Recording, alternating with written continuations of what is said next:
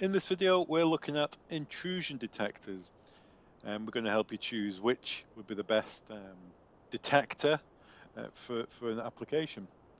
Let's start with contacts. Contacts by far the most popular choice. There's two distinct types of contacts. There's a flush contact and a surface contact. A contact works by typically with a reed switch and a magnet.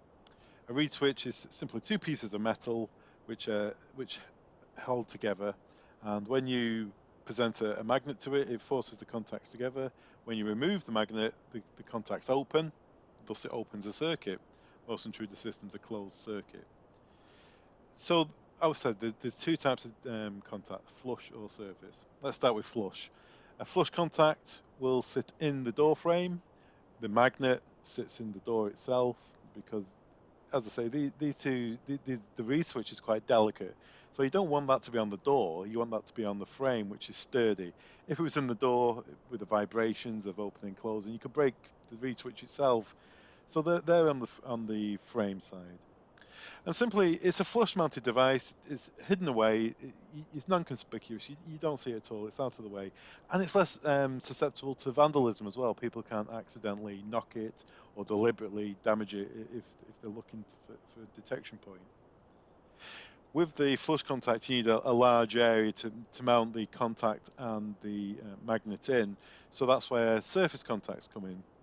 Surface contacts are typically used for detection on windows, but they're also used for specialist applications such as roller shutters, where you can't conceal the magnet into the frame, and also used on metal doors, where again concealing the contact it could be a bit difficult. So surface contacts are used more nowadays, I would suggest, for with the advent of wireless alarms.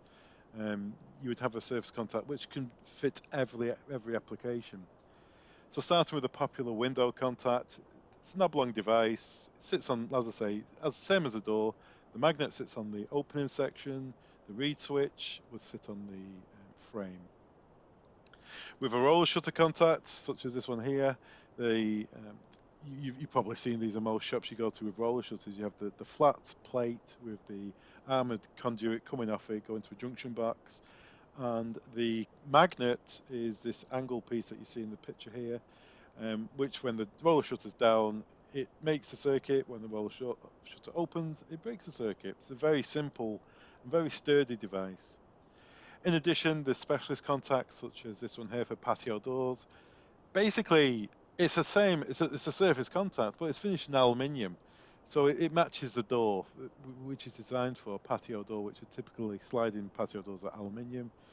But it can be used on any door really, as long as it will fit, between the door and the frame, you can use it. Contacts are very good for doing perimeter detection, so they'll detect any openings that are damaged. However, people can gain entry to a building by simply smashing glass or forcing panels through doors or even coming through the roof in some instances. So you need an area detector. And by far the most popular would be a PIR, a passive infrared. A PIR simply detects movement of heat. So if you ever happen to buy a PIR and you look at the instructions, you'll see it shows you its detection area.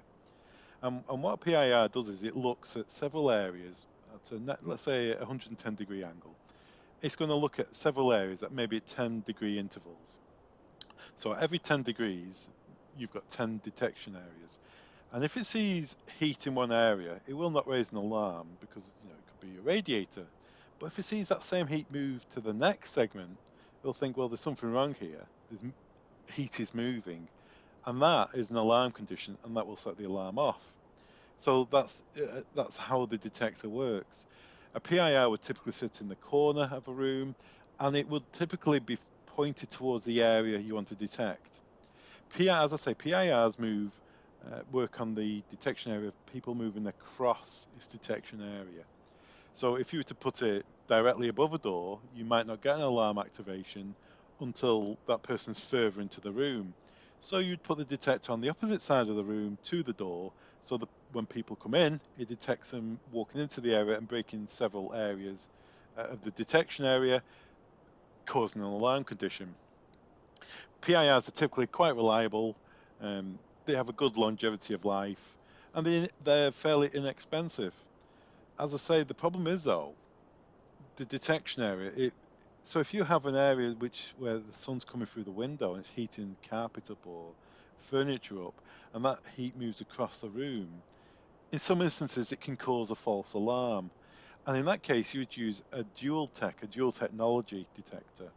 Now, a dual technology detector is a PIR and it's also a microwave detector. In today's market, it's very unusual to hear of a standalone microwave detector. I don't think they're available anymore at all. Microwave detectors work where they send out a radio signal and they look for a bounce back, much like a radar type of detector. They're fairly large. They actually make, well, I remember installing these many, many years ago. They actually make a noise and they look very ugly as well. But they work on people approaching them. So again, very useful if the detector's looking straight at an area, but not very effective if people are going to be walking across the area. And that's where a dual technology detector would come in very helpful. If your detection area picks up heat because something's moving across the area, and it also picks up movement because something's walking towards the area, you're going to get a guaranteed alarm because the dual technology detector is seeing the two different types of movement and signaling that as an alarm. Whereas previously, it just relied on one type of detection, which could lead to false alarms. So with back to the PIR, there's many types of PIR really. There's a standard PIR, which is for large areas. There's pet area PIRs. These work by not detecting straight to the floor. So instead of being covering the whole area, the bottom part of the detection area on the lens, the Fresnel lens, only gives you about a 1.5 meter to 1 meter to 1.5 meter grace. So in that ground area, it won't pick anything up. The problem with these the pet detectors are the further you're away from the detector, the lower that level goes. So in some cases, if the room's quite small, it won't pick anyone up at all. And if the room's quite long, it will pick anyone or anything up over a distance. But that's what a pet detector is for. If you've maybe cats or you've got rodents in cages, maybe a PIR with a pet lens on it would be a good idea. You've also got curtain lens PIRs. These simply project a very narrow curtain. So in the original example I spoke about, we talked about a detection area of 110 degrees. If you narrow that down to 10 or 20 degrees, instead of covering the whole room, you're just going to cover a very narrow curtain, a curtain detector, a very narrow curtain across a wall or across an area, which may be useful for areas where you have got maybe livestock or you have got warm moving items. Next would be vibration detectors. Vibration detectors, very straightforward. They detect vibrations, whether it be a seismic detector or a shock detector. They both do the same sort of job in that they measure vibrations.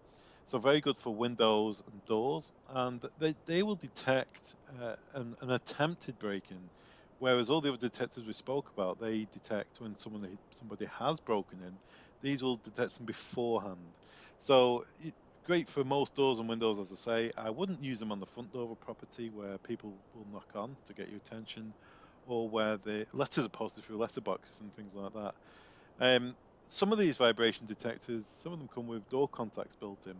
So instead of having two detectors on one door, you just have a dual technology vibration detector where it's a door contact and a vibration. So maybe for back doors and patio doors, they're quite useful. Also for windows as well. So if the door's not locked, people let themselves in, you've got the door contact to detect them, or if somebody's trying to kick the door or force the door, the vibration sensor will pick them up and alert the alarm system. Acoustic detectors. A acoustic detector, or glass break as we call them, is simply just that. It detects glass that's been broken.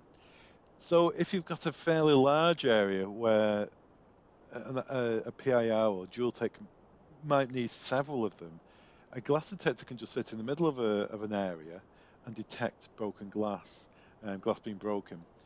So it's mainly useful for retail areas where you don't want PIRs, and also, they're less obtrusive. You can have these things in the middle of the ceiling, maybe space them 10 to 20 meters apart. They sit on the ceiling. You don't need any walls for the PIR detectors to sit on or the dual detectors to sit on. They just sit on the ceiling, and whenever glass is broken, it picks up that change of noise and reports it to the alarm system. Glass plate detectors are very, very simple devices, and they have one job: to detect broken glass being broken. So you'd use them in combination with another detector. You maybe use them in combination with a PIR if possible, for movement. So there you go. There's the quick run through of detectors and which will be best for your alarm system.